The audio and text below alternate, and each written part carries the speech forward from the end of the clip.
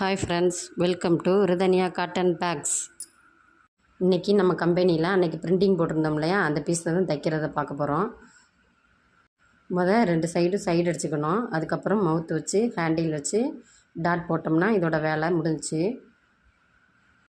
இதே மாதிரி உங்கள் வீட்டு விசேஷங்களுக்கோ கடைகளுக்கோ பேக் தேவைன்னா நாங்கள் ஸ்க்ரீனில் நம்பர் கொடுத்துருவோம். அந்த நம்பருக்கு நீங்கள் வாட்ஸ்அப் பண்ணி கால் பண்ணி கேட்டுக்கலாம்.